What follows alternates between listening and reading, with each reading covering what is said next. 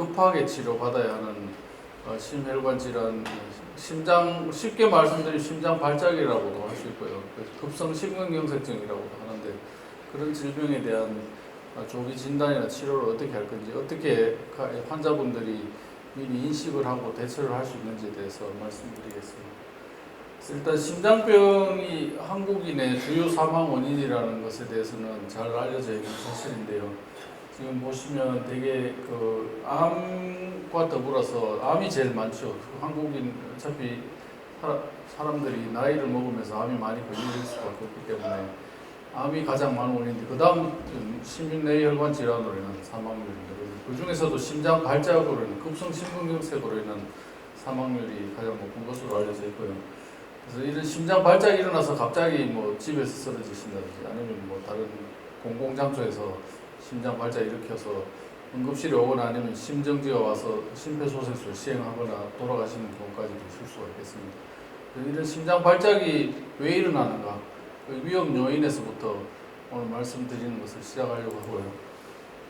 그 위험 요인으로 가장 이제 흔하게 알려진 것들이 고혈압입니다. 그래서 고혈압 같은 경우에는 한국 고혈압 유병률 보시면 전체 성인 인구의 한 30-40%까지 60대 이상 사람들의 인구에서 고혈압이 관찰되는데, 고혈압이 지속적으로 높게 되면 심내혈관의 압력으로 인한 손상을 계속 지속적으로 가기 때문에 수년, 수십 년에 걸치면서 그것들이 혈관 손상을 일으키고 혈관의 동맥경화 찌꺼기를 차게하는 원인으로 작용하게 됩니다.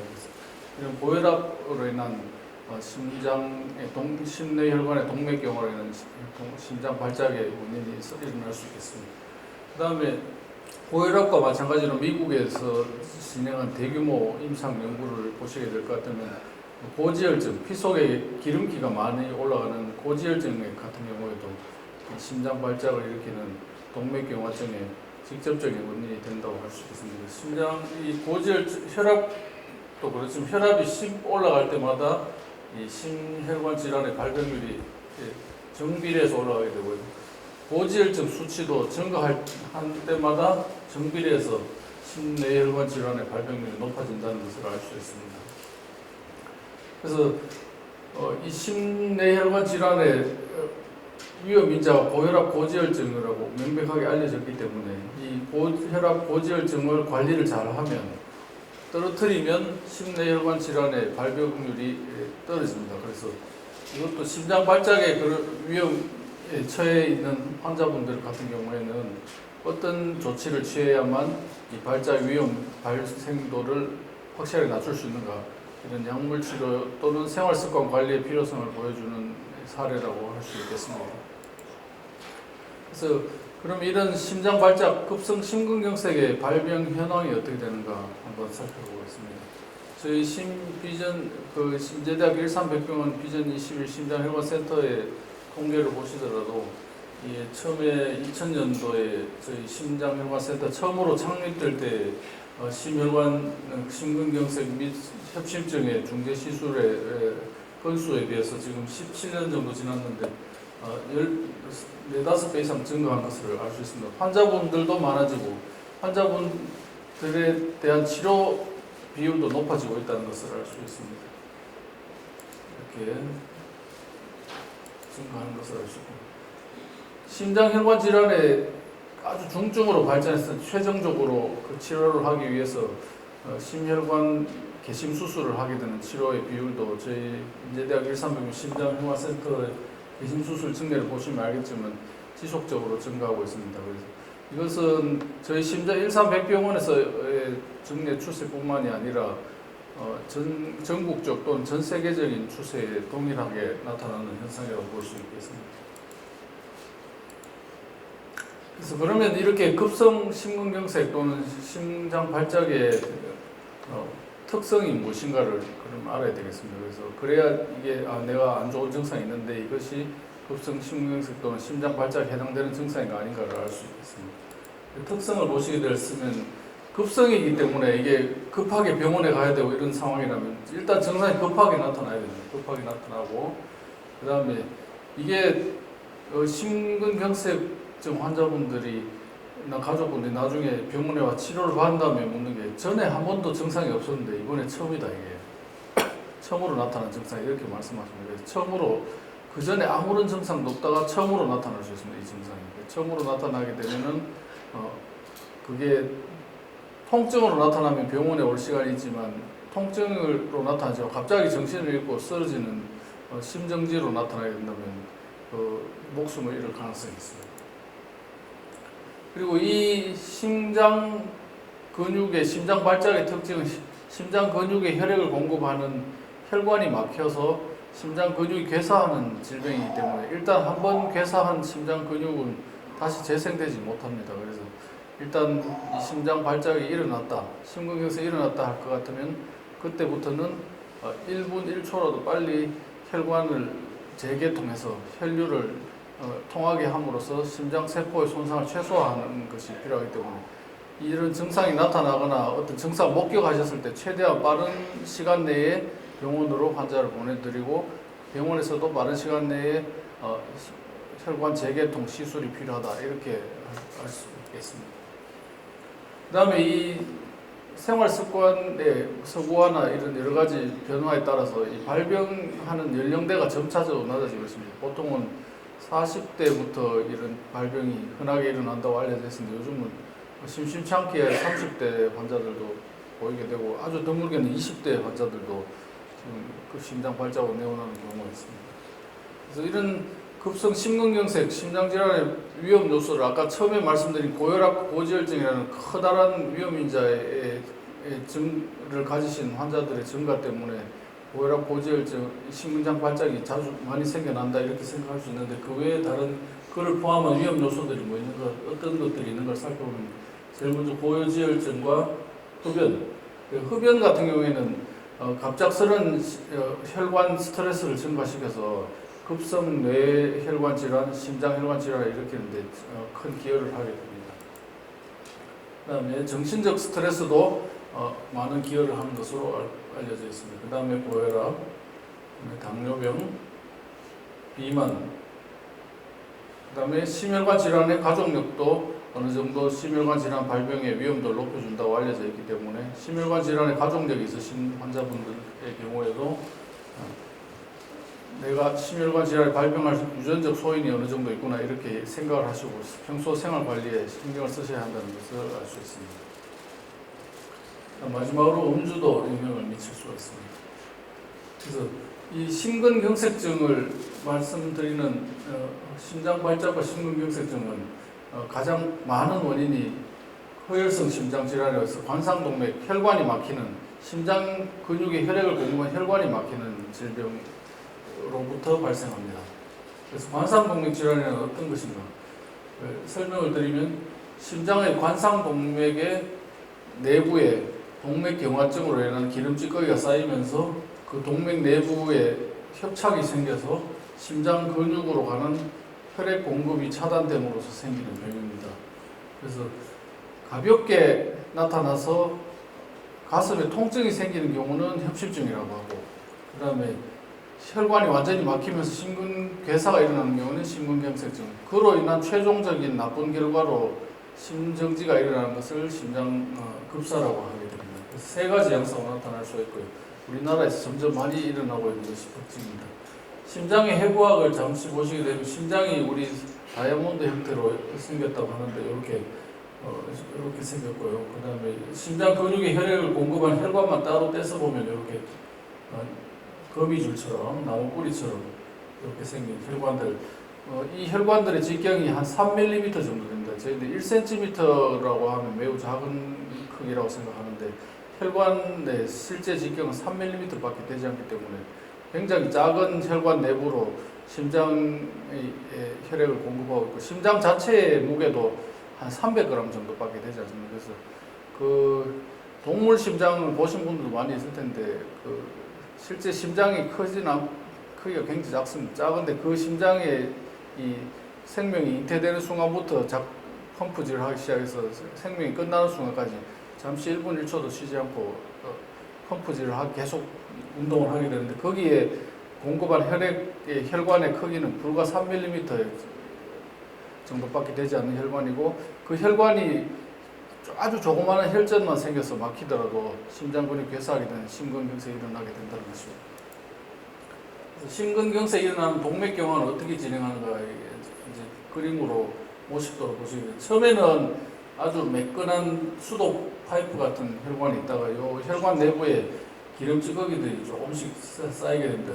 이게 강가에서 모래톱이 커지는 원리를 생각해 보시면 처음에는 강이 이렇게 똑바로 가는 곳에서 모래톱이 모래 퇴적이 조금 되기 시작하는 부위에 점점 많은 모래가 퇴적됩니다. 한번 퇴적되면 그쪽에는 물의 흐름이 늦어져서 점점 더 많은 모래가 퇴적되듯이 마찬가지로 동맥경화증 찌꺼기들도 한번 발생하게 되면 발생한 위치 쪽으로는 혈류가 느려지면서 더 많은 기름 찌꺼기 여기 퇴적되게 됩니다. 그래서 동맥경화관이 점점 커지면서 혈관 내부로 이렇게 자라나게 되고요.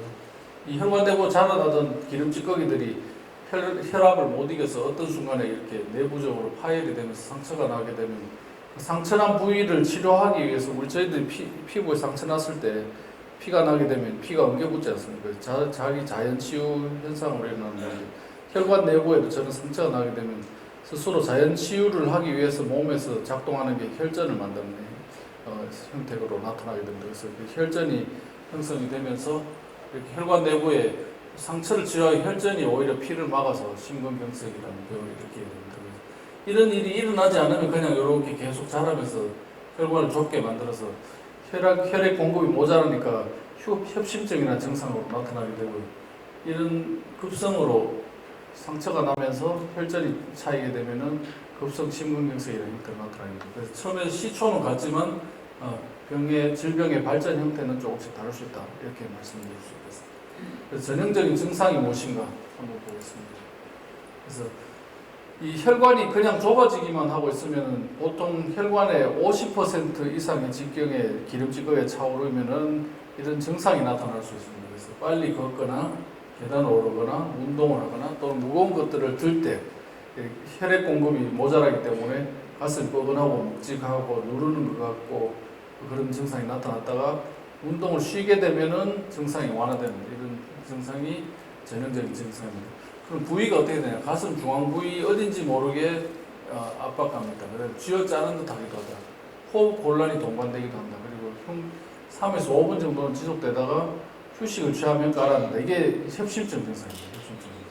그래서 이 증상은 혈관이 50% 이상, 70% 이상 협착 내경이 좁아졌을 때 혈액 공급이 모자라서 나타나는 전형적인 증상이라고 볼 수 있고요. 유발 요인으로서는 그리고 운동 상황도 있을 수 있고 또 과음, 과식, 스트레스, 그다음 신체 활동이 모두 유발 요인이 될 수 있겠습니다. 경우에 따라서는 추운 날씨가 혈관 수축을 유도해서 협심증 유발하기도 한다고 합니다. 그래서 이런 증상이 나타난다는 것은 좁아진 심장 혈관을 해서 심장이 필요한 만큼 혈액 공급을 받지 못하기 때문에 일어나는 허혈 증상이다 이렇게 말씀드릴 수가 있겠습니다. 그래서 이런 협심증과 심장 발작의 증상을 또 좀 더 세분화해서 질병별로 분류해 보면 방금처럼 안정 시에는 괜찮다가 운동할 때만 나타나는 경우를 안정형 협심증이라고 하고 그 안정형 협심증 증세가 점점 더 자주 나타나거나 조금만 걸어도 나타나거나 강도와 횟수가 증가한다 이렇게 하면 불안정형 협심증이라고 합니다. 그래서 불안정형 협심증은 급성 심근경색이라는 혈전성 동맥 폐색으로 발전하기 위한 중간 단계 정도로 생각하시면 될 것 같습니다. 그 다음에 추운 날씨에서 혈관이 수축함으로써 일어나는 협심증을 변이형 협심증이라고 하고 되고요. 그 다음에 마지막으로 혈전을 해서 급작스러운 혈관 폐색이 일어나서 심근괴사가 급성으로 일어나는 병을 급성 심근경색증이라고 하게 됩니다. 그래서 안정형 협심증에서부터 증상을 말씀드리면 운동이나 식사 또는 감정적인 스트레스 등으로 심한 활동을 할 때 좁아진 혈관에 혈액 공급이 모자라서 가슴 통증이 생겼다가 휴식을 취하면 사라진다. 그렇게 생각하시면 되겠고요. 불안정성 협심증이다 하면 이 안정형 협심증 증상이 점점 더 자주 나타나거나 그 다음에 강도가 세지거나 오래 가거나 이런 경우를 불안정형 협심증이라고 할 수 있겠습니다. 흉통이 흔히 자주 심해지고 빈번해지고 통증 시간이 길어지게 됩니다. 그 다음에 전에는 한 500m 정도 걸어가면은 가슴이 쪼이고 아파왔는데 이제는 한 100m나 50m만 걸어가도 통증이 생긴다. 불안정형 협심증으로 발전하고 있는 단계다. 이렇게 생각할 수 있겠습니다. 마지막으로 가만히 있는데 통증이 가슴이 쪼이면서 아프고 식은땀이 난다. 이렇게 할 것 같으면 그거는 급성심근경색증으로 넘어가는 단계라고 할 수 있겠습니다. 그래서 이 불안정형 협심증은 안정형 협심증보다 위험한 단계라고 할 수 있습니다. 변이형 협심증은 운동이나 스트레스와 관계없이 추운 날씨나 아침, 새벽 이런데 시간에 운동이나 신체 활동과 관계없이 혈관에 수축이 일어나서 생기는 협심증입니다. 이때는 동맥경화로 인한 혈관 폐색이 아니고 어떤 외부 환경 요인에 의해서 혈관이 오그라들어서 생기는 협심증입니다.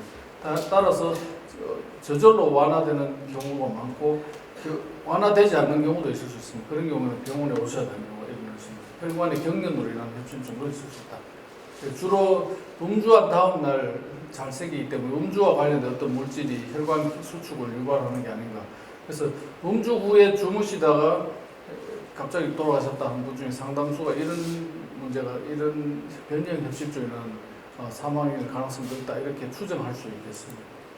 급성 심근경색증은 마지막으로 말씀드리면 이제 완전히 최종 단계에 이르는 겁니다. 그래서 흉통이 30분 이상 지속되고 응급 약물을 투여하더라도 전혀 증상 완화가 되지 않으면서 빠른 시간 내에 치료하지 않게 되면 영구적 손상을 남기거나 급사에 이르기도 한다. 이렇게 알고 있는 중환 상태라고 되고, 이게 빨리 응급실로 와서 오늘 주제인 허혈성 심장질환으로 급하게 치료해야 되는 가장 중요하면서도 인식을 빨리 하고 빨리 병원으로 가야 되는 질병이라고 할 수 있겠습니다.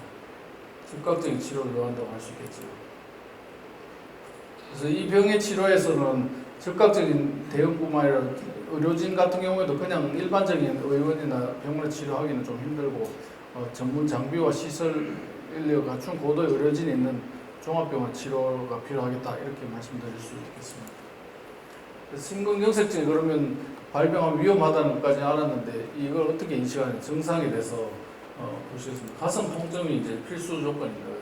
협심증보다 더 많이 아프고 30분 이상 아프다. 그다음에 아프면서 막 실신할 것 같거나 어지럼증이 나타나거나 식은땀 등이 막 흐르면서 내가 큰일 날 것 같구나 이런 느낌이 든다고 합니다. 그래서 안정을 한 5분에 10분 정도 취해보지만 아무런 효과가 없이 계속 증상이 악화되는 것 같고 아주 드물게는 이 증상이 없이 그냥 하다가 탁 쓰러지는 이런 경우가 있을 수 있습니다. 갑자기 아무런 말도 없이 쓰러지면 그래서 심근경색 일어났구나 이런 생각해서 빨리 구급차를 불러야 된다는 것입니다. 다리를 주무르거나 피를 내고 있으면 안 된다는 거죠. 그러면 흉통을 느끼면 모두 협심증인가? 그렇지는 않습니다. 그래서 이 신경성 흉통도 있을 수 있고 정서불안 등이 있을 수 있는데 대표적으로 증상으로 100% 구분할 수는 없겠지만 보실 것 같으면 바늘로 찌른다든지 잠시 몇 초 동안 칼로 찌른다 이런 경우, 그다음에 아주 몇 시간 이상 계속 무지근하게 아픈데 아무 병도 없는 경우, 그다음에 팔다리를 움직이면 거기에 동작과 관련돼서 아픈 경우, 그다음에 혼자 있을 때 그냥 계속 가슴 두근거리면서 뭔가 좀 안 좋다가 다른 일을 사회생활을 하면 괜찮아요. 이런 경우는 심근경색이 아닐 가능성도 상당히 많겠다. 이렇게 생각, 너무 불안에 떨어야 될 필요는 없을 것 같습니다. 그래서 급성 심근경색증의 예를 하나 보여드리겠습니다. 보시게 될 것 같으면 급성 흉통 오신 환자분이 있습니다. 그래서 이 혈관, 이 관상동맥 아까 해부학 그림을 잠깐 보여드렸는데 이 해부학 그림을 저희들이 영화 심혈관 조영술을 찍게 되면 이렇게 나무뿌리처럼 보이게 됩니다.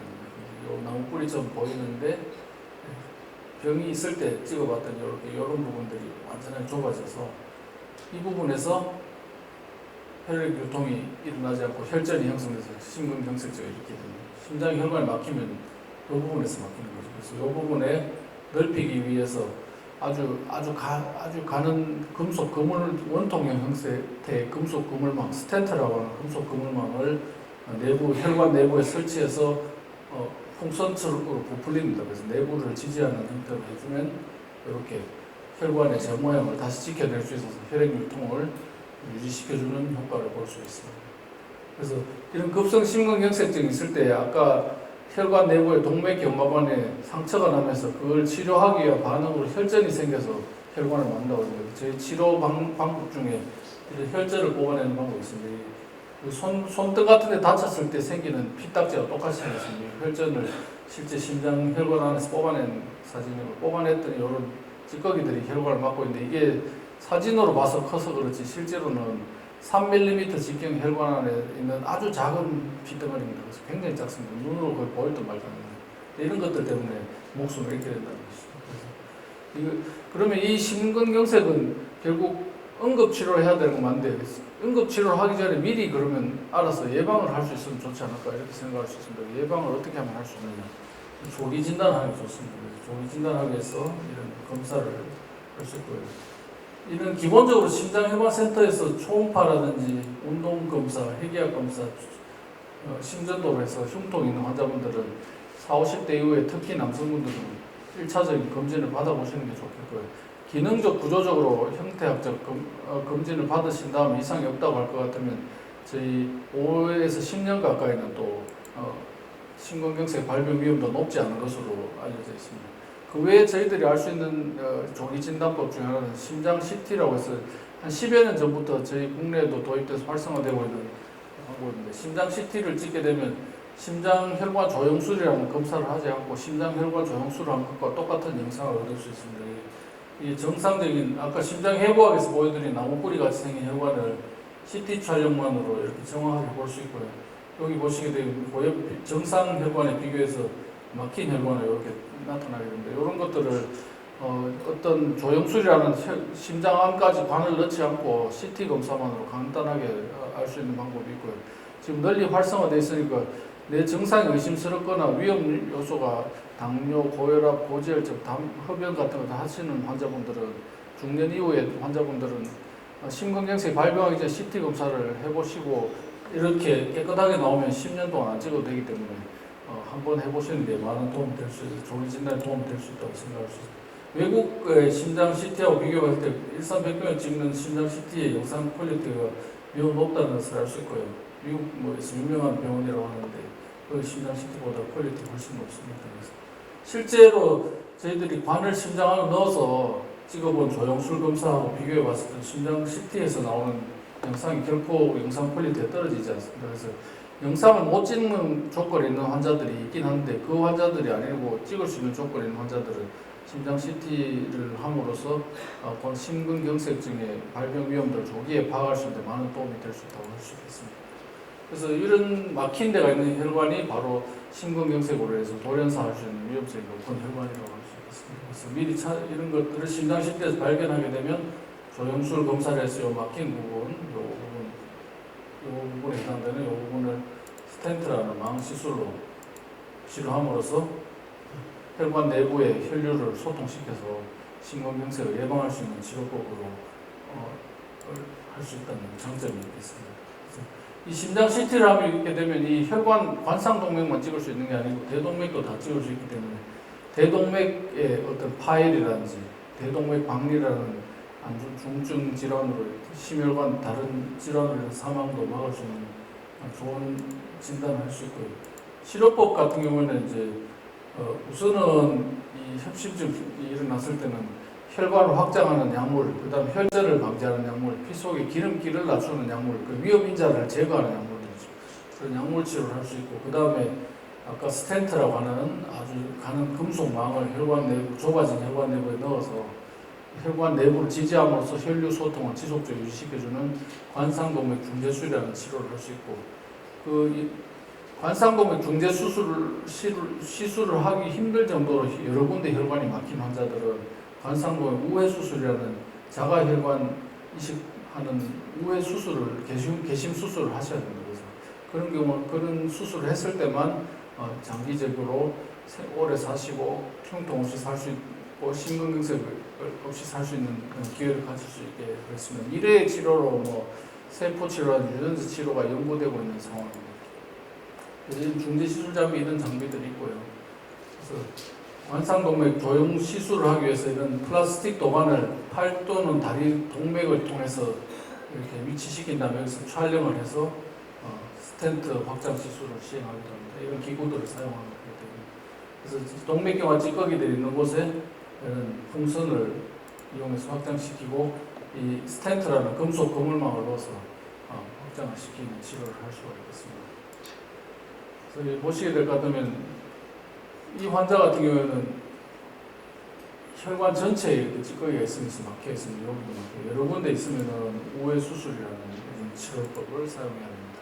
그다음에 대동맥 질환도 심장 발작을 일으킬 수 있는 대동맥은 방금까지는 협심증, 심근경색증이라고 해서 관상동맥이라는 이 작은 혈관이 막혔을 때 심장 발작이 일어날 수 있다고 말씀드렸는데 이 대동맥은 심장으로부터 혈액을 받아서 온몸으로 보내주는 역할을 하는 일종의 파이프라인입니다. 근데 파이프라인도 이게 막히거나 터질 수가 있습니다. 그래서 약해지면 터지기 때문에 이 터지는 부위가 여기 이런 부위 다 늘어날 수 있습니다. 그래서 이런 부위가 풍선처럼 부풀어 오르다가 파열되면은 급사에 이르게 되는 병인데 또 중증 중환병인데 이 대동맥이 늘어나는 부분들을 나이가 들면서 빈도가 높아지기 때문에 CT 검사든지 초음파 검사 같은 걸로 정기 검진을 받으면서 찾아낼 수가 있습니다. 이런 병들도 심장혈관센터에서 치료할 수가 있습니다. 이렇게 늘어난 부분들을 인조혈관과 대체하는 수술을 할 수 있습니다. 그래서 이런 심장 발작과 심근경색은 결국 예방과 위험 인자를 관리하면서 예방할 수 있다. 이렇게 말씀드리고 본인이 개선할 수 있는 위험 인자가 몇 개인지를 파악해서 위험 인자 많을수록 관리하고 약물 치료하고 운동하고 이렇게 관리하면서 치료할 수 예방을 할 수 있겠습니다. 그래서 4대 위험 인자를 잘 기억하셔야 됩니다. 흡연과 고혈압, 고지혈증, 운동 부족 이렇게 되겠습니다. 그래서 4대 위험 인자를 잘 관리하셔야 된다. 이렇게 말씀드리겠습니다. 그다음에 이제 사전에 예방한 심근경색은 일단 발병하면 처음에 말씀드렸지만 다시 괴사한 심근세포는 되돌아오지 않습니다. 그래서 협심증까지는 심장세포가 괴사하지 않기 때문에 혈류를 소통하고 증상을 완화하면 좋아지지만 심근경색은 발병하고 나면 일정한 손상을 피할 수가 없습니다. 그래서 심근경색이라는 최종 단계의 급한 허혈성 심장질환이 일어나기 전에 예방하는 것이 가장 중요하겠습니다. 그래서 생활습관 관리와 약물 치료가 중요하다 이렇게 말씀드리겠습니다.